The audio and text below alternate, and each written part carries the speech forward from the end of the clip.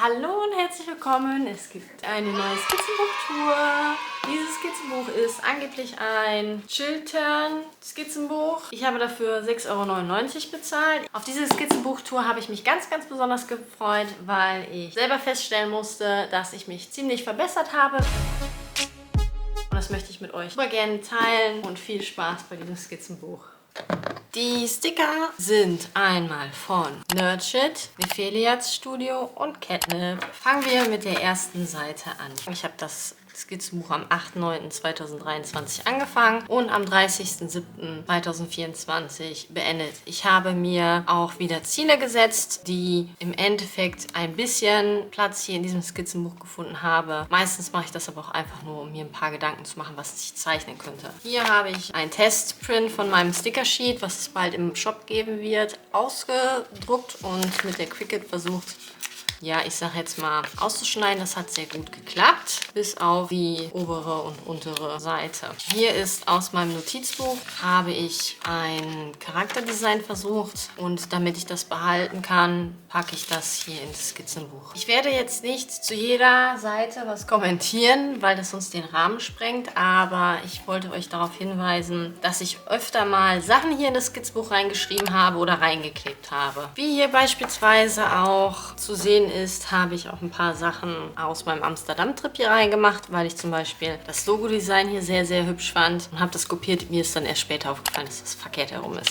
Hier zum Beispiel habe ich Preise aufgelistet für die Sachen, die ich bezahlen muss. Und hier ist eine Seite, die mir sehr wichtig ist. Und zwar, ich weiß nicht, wie es euch geht, aber bei mir ist das ganz oft so, dass ich das Gefühl habe, ich würde mich nicht verbessern. Und wenn man sich hier einmal die Figur anschaut, ich habe versucht, die menschliche Figur in Form herunterzubrechen. Und wie ihr seht, hat das nicht ganz so gut geklappt. Und ich habe am Ende des Skizzenbuches die Sachen natürlich auch nochmal ausprobiert und bin da auf diesem Stand jetzt. Und wie man sehen kann, ist das Herunterbrechen von Referenzen in so Figuren wesentlich besser geworden. Ich habe dafür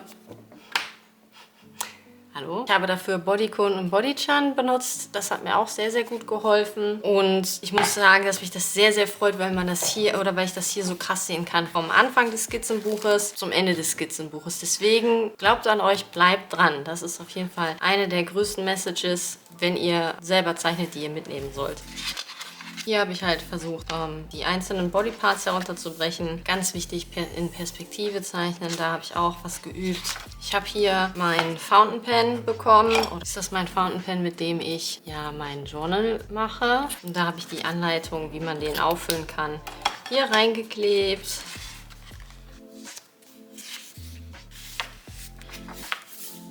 Hier wollte ich meinen Tuff zeichnen von meinem ersten Baldur's Gate 3 Run, weil ich den sehr mag und habe festgestellt, kriege ich das nicht so hin, wie ich will, Köpfe zu zeichnen. Ich bin sehr frustriert und ich habe angefangen, einzelne Teile des Gesichts öfter zu zeichnen und mir auch andere Artists als Beispiel zu nehmen, wie die zum Beispiel Nasen zeichnen. Hier ist auch eine Seite, die mir sehr gefällt. Das ist mit dem roten Pilot Pen gezeichnet und es sind natürlich Hände, die ich unglaublich gerne zeichne, die aber in diesem Skizzenbuch relativ zu kurz gekommen sind, meiner Meinung nach. You, please, I can read them.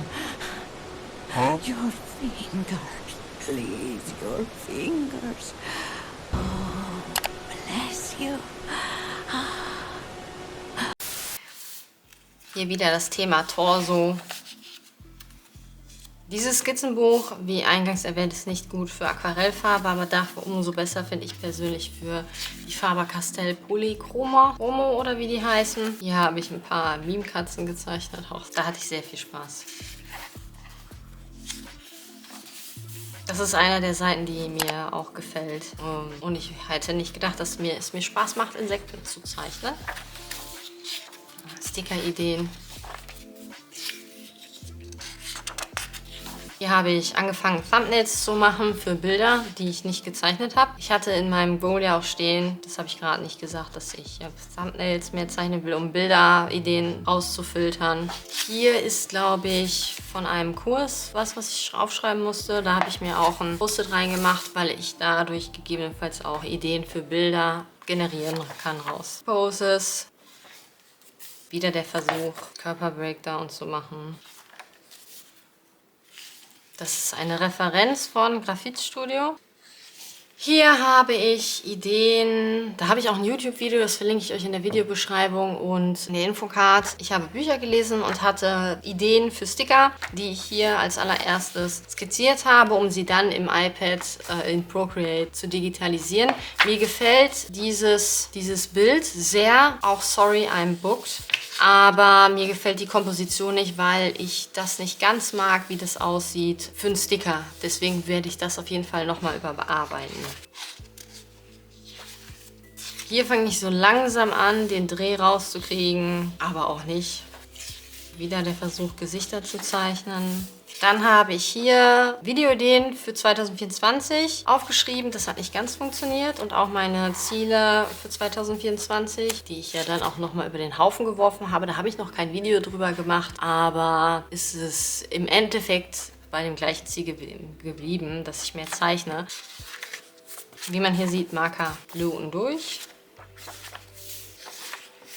Ich hatte einen extremen Artblock im Januar und habe versucht, durch Gestures rauszukommen, habe selber aber gemerkt, irgendwie funktioniert das nicht. Manchmal ist es auch besser, wenn man Sachen dann liegen lässt. Hier wusste ich auch nicht so genau, was ich zeichnen sollte.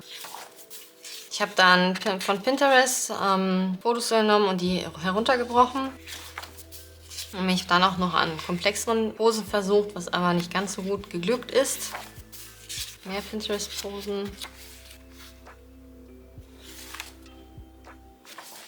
Hier habe ich mir gedacht, egal, Gesichter. Ich habe Ideen für coole Journaling-Sticker, die ja ein bisschen kleiner sein müssen, wenn die zum Beispiel in das Hobonichi passen. Versucht mir zu überlegen. Und dann bin ich irgendwie darauf gekommen, dass ja so ein lustige Katzenmaskottchen wäre ja auch voll süß. Habe dann ein paar Sachen gezeichnet. Ich glaube, das ist mit Referenz sogar. Dann habe ich noch ein paar gezeichnet und fand aber die Art, also zumindest mit den Augen, ganz cool und habe dann diese Skizze gemacht. Da gibt es aber auch eine Illustration von. Hier sind wieder Post Drawings.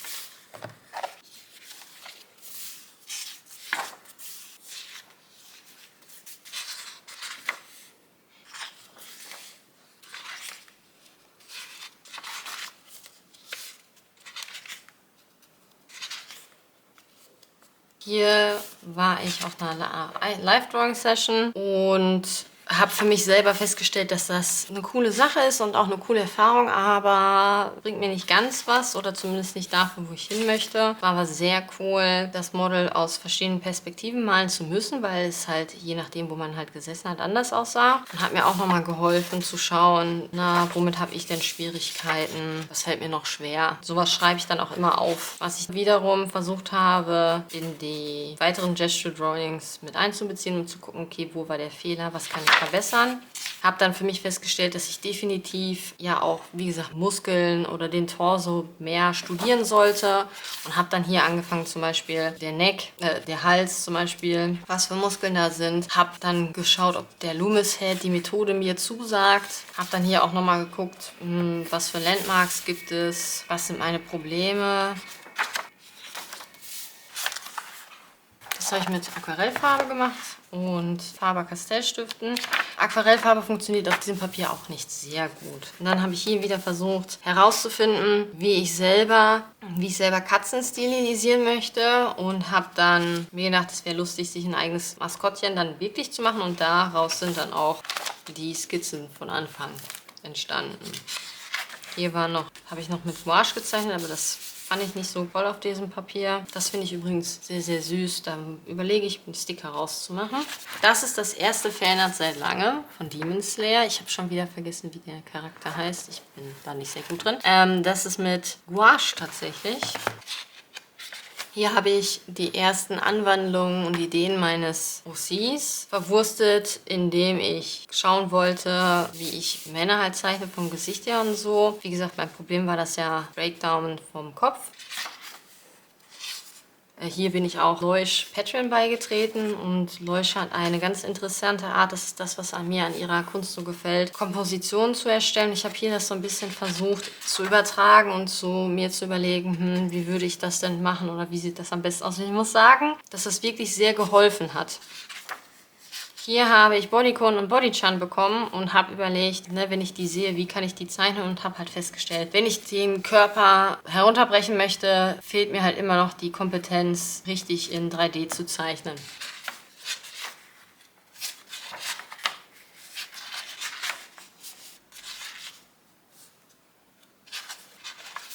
Hier habe ich langsam überlegt, wie ich für mich selber klarkomme, wie man halt das Gesicht sich Guidelines macht, weil im Endeffekt, wenn euch ein bestimmtes Tutorial nicht hilft, ist es immer ganz gut herauszufinden, warum es nicht hilft und Möglichkeiten zu finden, sein eigenes Ding draus zu machen. Und das habe ich hier angefangen zu versuchen. Hier ist auch noch was von einem Kurs. Das ist eine Skizze für ein Bild, was ich gerne auf Leinwand mit Acryl malen wollte. So, und das ist einer meiner Lieblingsskizzen aus diesem Skizzenbuch. Die gefällt mir sehr, sehr gut. Die würde ich auf jeden Fall auch digitalisieren und da ein cooles Artwork draus machen oder vielleicht was für ein T-Shirt. Da war ich am Art Department. Ich kann wirklich ganz schlecht zeichnen, wenn andere Leute um mich herum sind. Da habe ich mir noch so ein paar Gedanken aufgeschrieben, weil ich die Vorträge beim Art Department sehr, sehr schön fand und die mich sehr zum Nachdenken angeregt haben.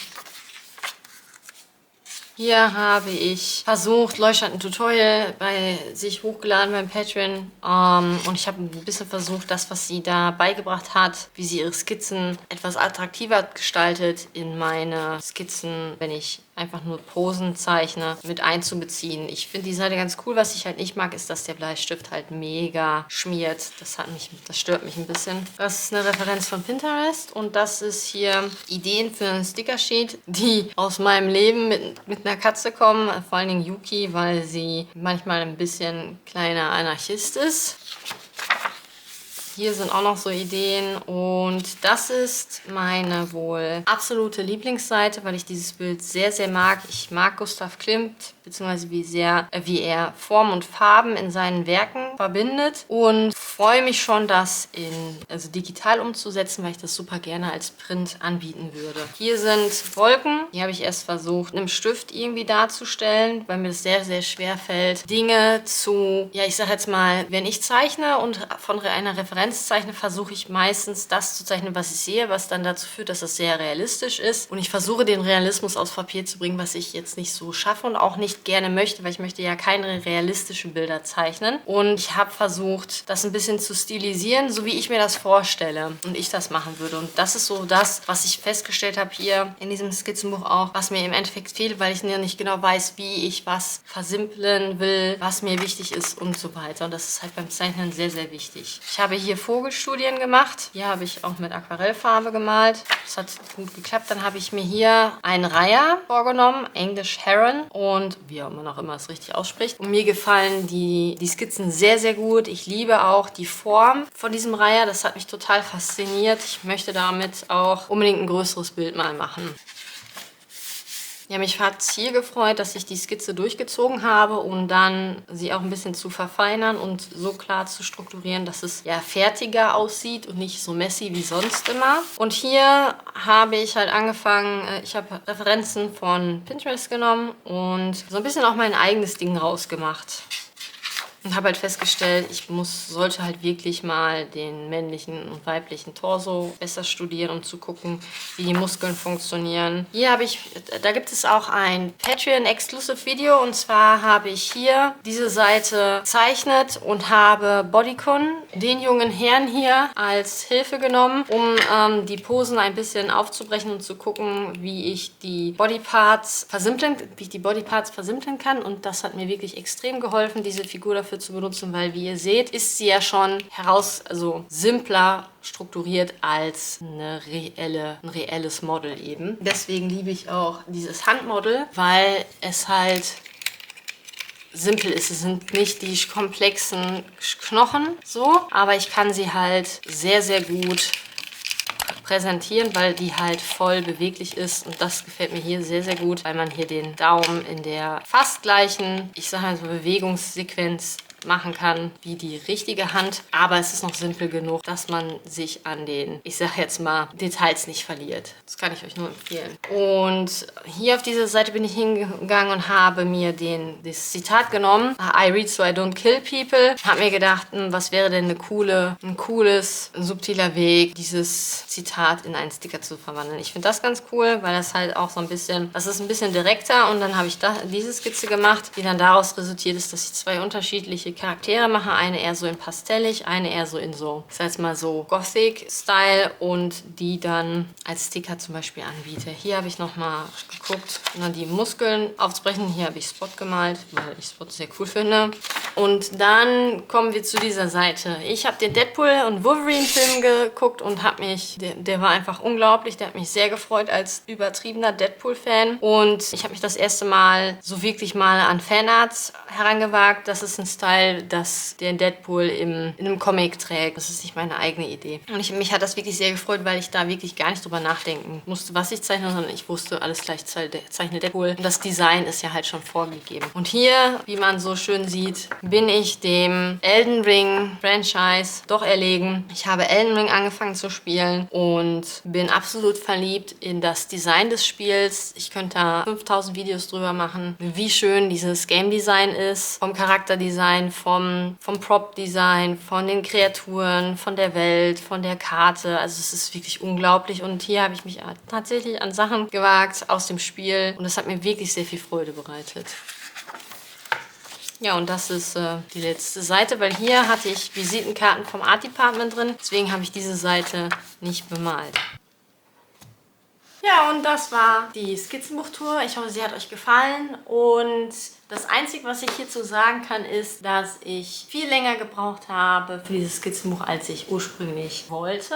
Das möchte ich aber ändern. Ich habe jetzt ein neues Skizzenbuch, das Render-Skizzenbuch. Das ist A4, das habe ich schon angefangen. Und ich habe mir die Herausforderung gestellt, dass ich das Skizzenbuch bis Ende des Monats fertig habe. Also, falls ihr sehen wollt, ob ich gefailt habe oder nicht und ob es am Ende des Monats noch eine Skizzenbuchtour gibt, das erfahrt ihr wahrscheinlich nur, wenn ihr abonniert. Also drückt den Abo-Button, lasst einen Kommentar, ihr wisst das, den ganzen Kladderadatsch. Und wir sehen uns im nächsten Video. Vielen Dank, bis dann!